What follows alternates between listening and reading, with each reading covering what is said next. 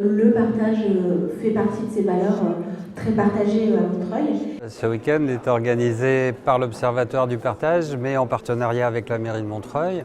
Alors l'association, depuis le début, s'est donné 3 objectifs. Travailler avec la ville de Montreuil, faire connaître des expériences qui ont lieu ici et ailleurs, et mettre tout ça dans une base de données qui est consultable par tous les citoyens et par toutes les municipalités du monde entier.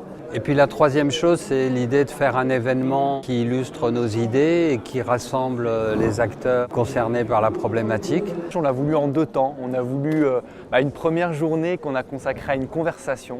On s'est dit, il y a des actions multiples dans la ville, on est une ville foisonnante d'initiatives, et puis on a des gens du monde entier qui ont essayé d'autres choses. Donc on s'est dit, c'est très intéressant de faire se confronter les points de vue, donc de faire converser des gens qui viennent d'Islande, on a une personne qui est venue de San Francisco, on a des gens qui ont des projets incroyables ici à Montreuil, et de les faire se rencontrer et discuter ensemble. In 2011, we posed the question, what would it look like if the city was a platform? Tout le discours sur la résilience sur Paris, qui pourra tenir malgré toutes les élections à venir que s'il est construit sur la population, qu'il est vraiment construit sur les citoyens.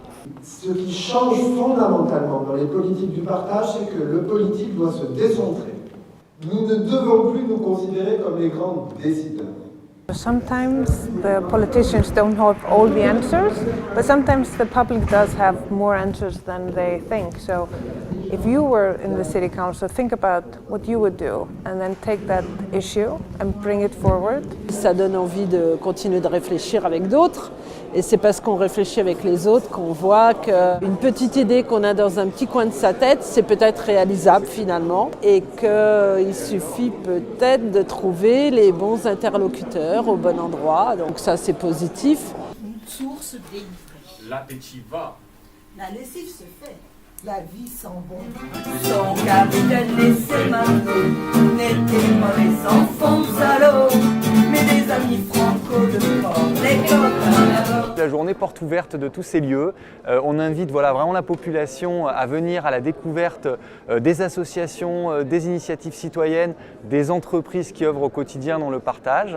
Le cœur du projet, c'est les gratiférias. C'est un marché gratuit où chacun peut apporter ce dont il ne se sert plus, mais qui est en bon état et qui peut servir à d'autres.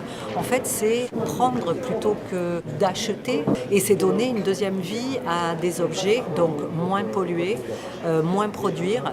Et à 18h, le buffet solidaire, ce qui sera réalisé dans ces ateliers cuisine sera offert à la population aussi une soupe aux cailloux. C'est-à-dire que chacun amène son légume et puis on va tous faire une grosse soupe pour être en forme pour danser sur un super concert avec les Vampas, Johnny Montreuil et Loulie and the Surfing Rogers.